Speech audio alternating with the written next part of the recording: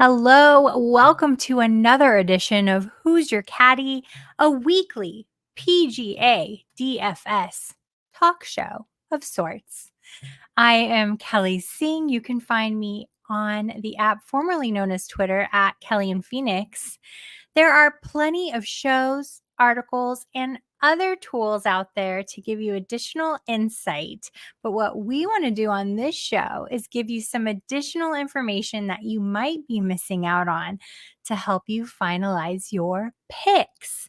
But before I get too much into this, let me bring in my co-host after the music.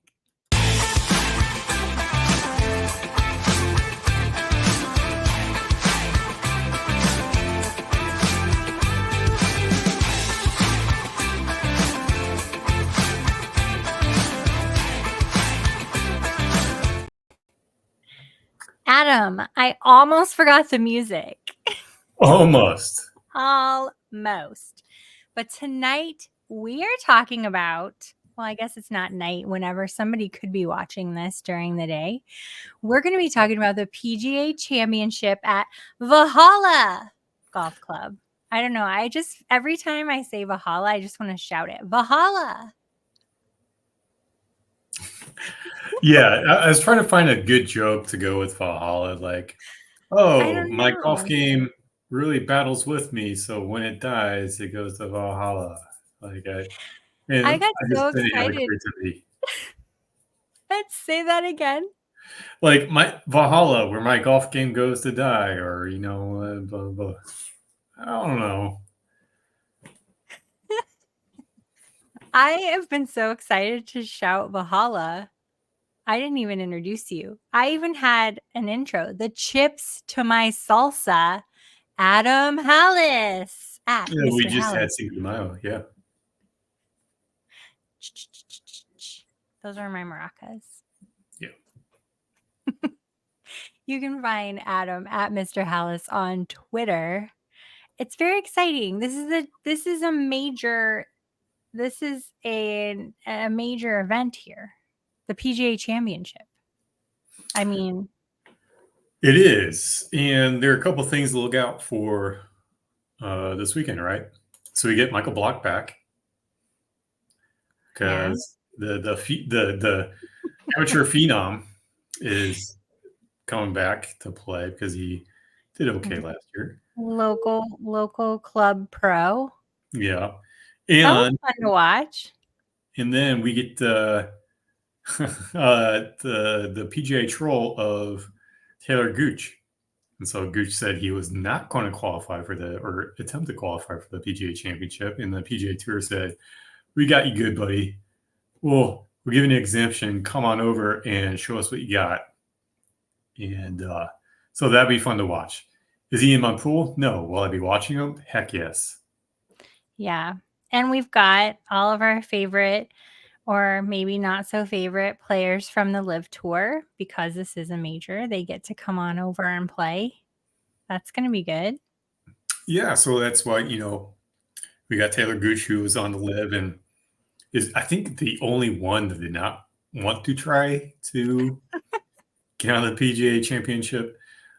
He's been clamoring and trolling that, this is the problem between LIV and PGA Tour, and everybody else is like, yeah, I'm going to give it a try, taking the high road and let's work this out. And Taylor's like, I'm going to be the moody teenager and slam the door as I go to my computer. So. And that's what he did. Yep. Well, every week I ask you to give us a rundown, which you're going to do for us.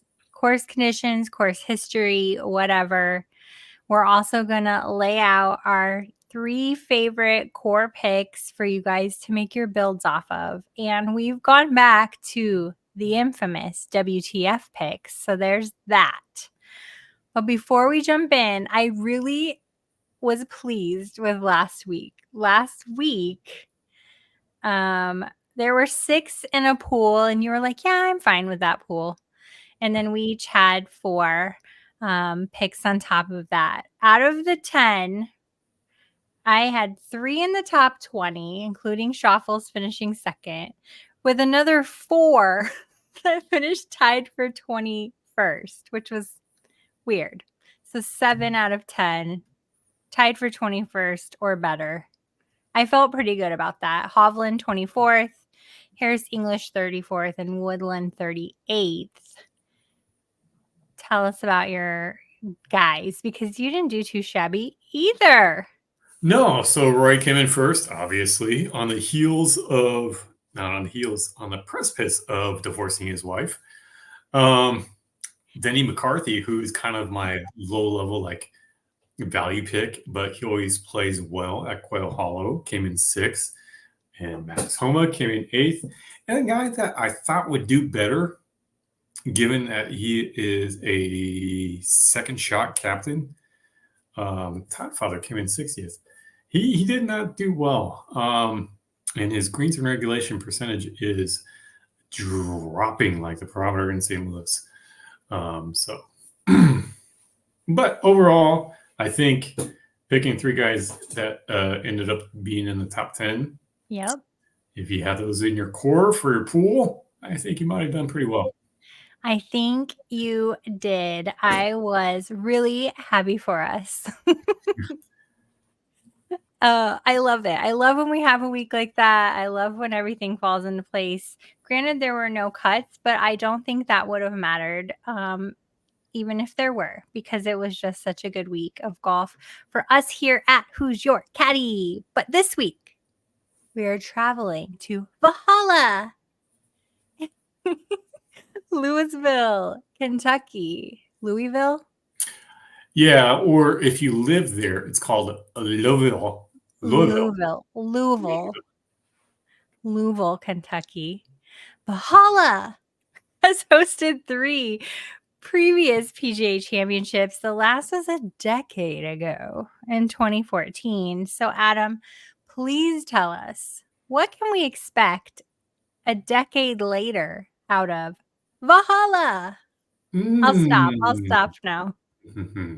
So I did some keyholes, and then I wanted to like almost put like what to look for, what stack goes with each hole, and I was like, that's a lot of work. So what I did was just the keyholes. Yes. So hole number 2 is a par 4.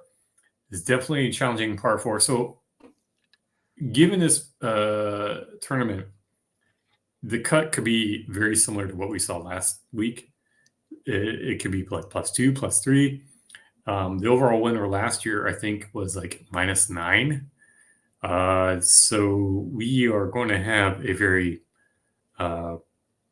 spastic, elastic scoring opportunities.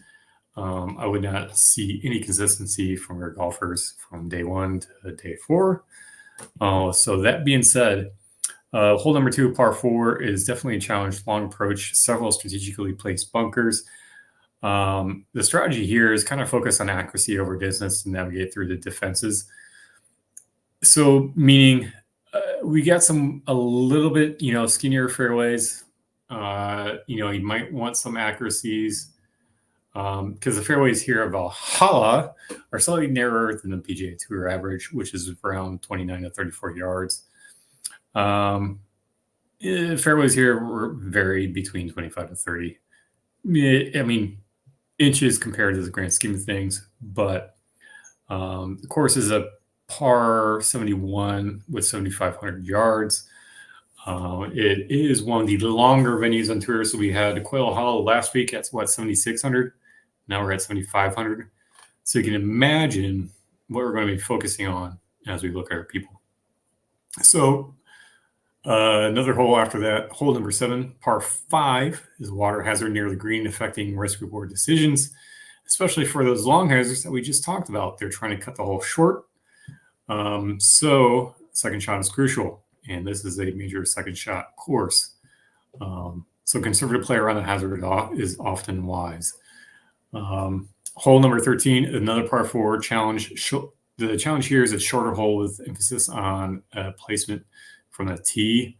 Smart play would be the precise approach to a small green with surrounding hazards. So again, this is not a bomber's course. It doesn't matter what. I think the driving distance here is a little bit shorter than the average.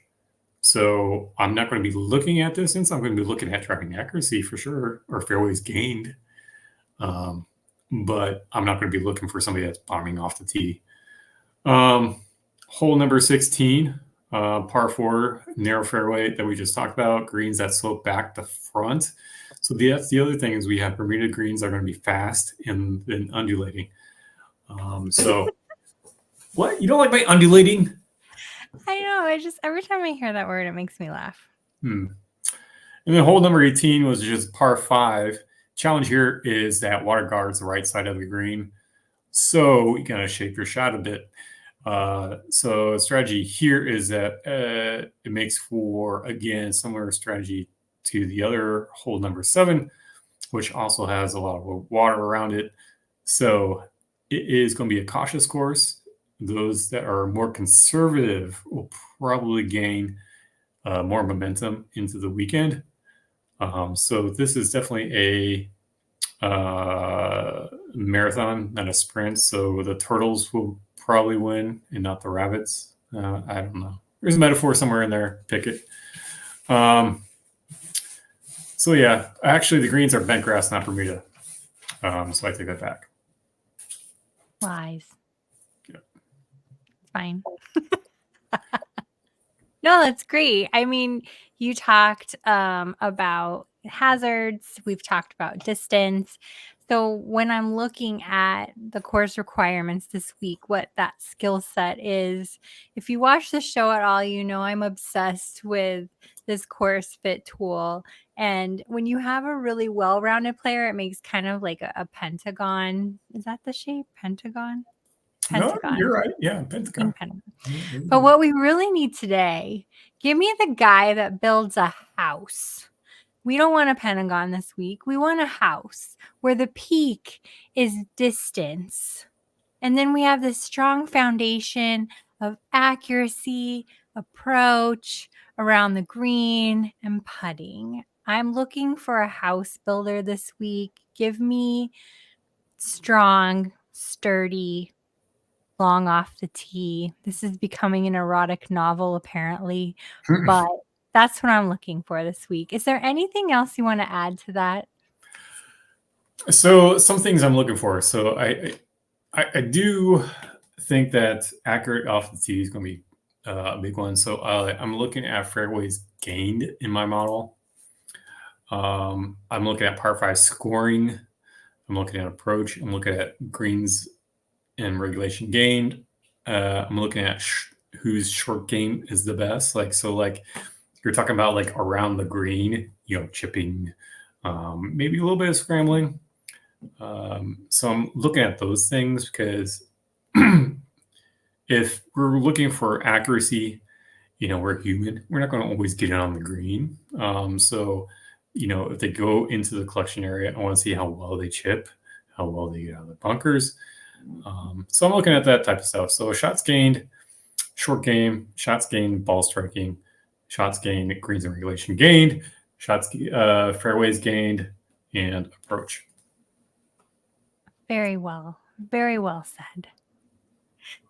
Well, I want to get into our core picks this week. So without any further hesitation, Adam, give me 3 guys you're going to be building your lineups around, and then we'll revisit our WTF at the end. Yeah. So he's going to be in my pool. He's also the most expensive player, and he's probably drawing the highest golf salary that I've seen in probably 3 years. Scotty Scheffler at 13-2. He's just consistent across the board. New baby daddy storyline to go with it. He just plays well here. I mean, there's a lot of things, and usually when somebody's that expensive, you're like, oh well, they better win. But Scotty's at 75% greens in regulation. That is outstanding. Like, you just can't. In his last 5 events that he's played in, he's won 4 of them. Yeah. So yeah, I'm going to pick him at 13,000. And he came in second last year. So altogether, I know. I'm picking Scotty as my top tier I pick. don't hate it. I don't hate it. And all the times he's played here, tied for second. He did get cut on 2022. But then he tied for 8th, 2021, 20th, tied for 4th. I mean, At yeah. Valhalla, PGA PGA Championship in general. Championship. No, it's Yeah. not this course. Oh, PGA Championship. Yeah. Because Valhalla hasn't been since 2014. So that was something I was looking at too. Like how are these players going to play on this specific course versus just the tournament? But then again, the tournament itself and the prestige of it being the prestige of it being what it is, I think he is going to live up to it no matter what course he's playing on. Yeah, so I like Scotty at 13,000. So What at else the you mid, got? I got Joaquin the Dream Neiman. So he's a live player, and overall he comes in around 18th in my model, and he's 8th in ball striking in this group. He's 20th in par 5 scoring, 18th in approach. He's had a fairly good live record. He does pretty well at difficult courses. He only putts well on bent grass, so that's good. His greens are in regulation, not that great. But he came in 22nd in the Masters. I think he'll do okay here at the price point of 9,400. Lower price point, I'm picking Alex Noren. And Alex is coming in, I think, at the ownership of, let me check here, of 9.6%. Joaquin is at 10.4%. Scheffler is at 17% as of right now. So that being said, I like Alex Noren. When you look at Noren, he's been playing okay. Driving accuracy 60%, greens in regulation. He's at 70%. Putts per round 30 or 28. I'm sorry. Driving distance 297, but I don't care. But overall, he's had a fairly good relationship with the PGA Championship, except last year he missed the cut. Outside of that, I think he's been doing okay. I think he's been playing better, probably in his best form recently. He hasn't missed a cut since September of last year. So, did you just doom him? I just gymnasticked him. Damn it. No, I like Alex Noren. He's one of those kind of slow and steady players, like consistent. I like that in a lineup for sure. I am agreeing with you on Scotty Scheffler. I don't think you can win a DFS lineup this week without Scotty Scheffler in it. So you need to have him in it. That is not, I mean, it's not exclusive, especially if you're playing like double ups. You might be able to get away without having Scotty Scheffler in there. But if you're playing one of these big, huge tournaments, creating a bunch of lineups, you're really going to need him to anchor it in order to beat out these other players. It's just a fact. Yeah. Rounding out my core three, besides Scotty Scheffler, which is a must and a given, Jason Day. I'm a big fan of Jason Day this season. He's been playing well. He really has. He's very well-rounded. There are some holes in this theory, though. While he's 24th in total strokes gained of the field, that's very impressive. His putting has been lights out, like great putting from Jason Day. I could tell you a whole bunch of putting stats about him, but we don't need to because they're just all very good. Total driving 15th. I'm most concerned about his approach and his greens in regulation, which we talked about could be very important this week. However, He is a top-notch scrambler, that little Jason Day. He is ranking 19th in the field for scrambling. Wow. So I'm pretty pleased with this pick. I think it's going to turn out well because just like a fine wine, Jason Day is just aging and getting better. And even though it was a decade ago when he came in 15th, there's got to be some nostalgia there coupled with how well he's been playing. So 7.9K. I like me some Jason Day. Rhymed. Next, Theegala. I cannot quit Thiegs. Sahith Theegala. I want to break up with him, but I can't.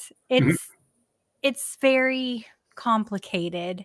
However, it's not complicated at all on paper because on paper, he should win this. On paper, he comes out and checks all the boxes, all of them, all the boxes, all the off the tees, all the approaches, all the puttings, all of the things.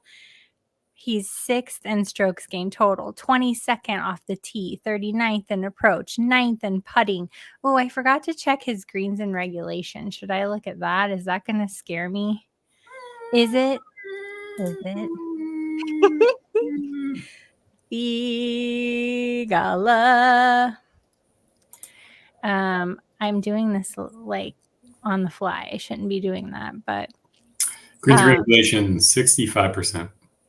65%. That is really good. I'm just scrolling along, 32nd in the field. So yes, I am in love with Theegala this week. I think he should play well. Consistent, he is not.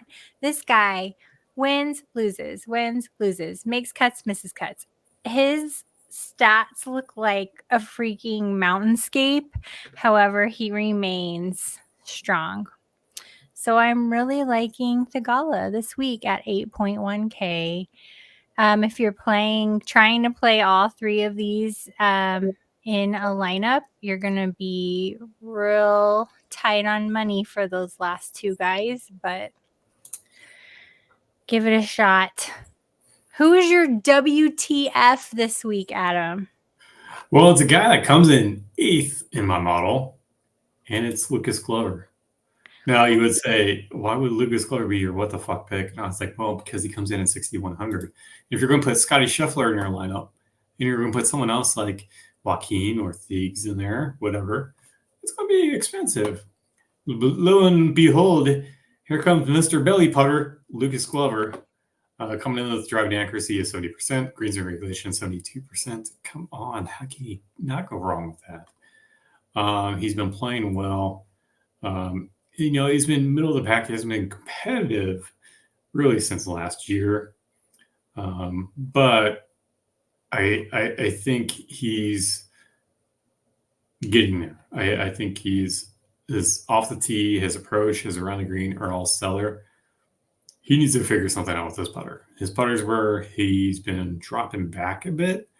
I don't know if he needs to soft that second grip on the belly putter. I don't know if he needs to go with a new putter, but he needs to figure shit out. But he'll do the job to help run out your expensive lineup. I like that. My WTF pick is a little on the lesser expensive side. There are lesser expensive guys, and I'm a little surprised. This is a little on the higher side for Ricky Fowler, 7.4K. I'm strictly going with heart on this, to be honest with you, because on paper, he looks atrocious. Literally like the worst. I don't like it at all when I look at it on paper, other than some of the key strengths as far as driving and driving accuracy. He's got some scrambling and sand saves. He's not terrible at his one putt percentage. So, I mean, there are some redeeming qualities when we look at Ricky Fowler. 42% one putt. So as long as he can get there, he's going to probably knock it in. I like this about it the most. He's not had a great season. Last year, there was this wonderful, heroic story of a comeback. And then this season, he's just not lived up to that going into 2024. And playing at Valhalla could be nostalgic. It could be just what he needs at this major to harken back to 2014 when he came in third. So I'm going with heart with my WTF this week. And it's not terribly expensive. Ricky Fowler at 7.4K. I think that's a heart. Heart. Oh, wait, what? What was that? Oh, how did that happen?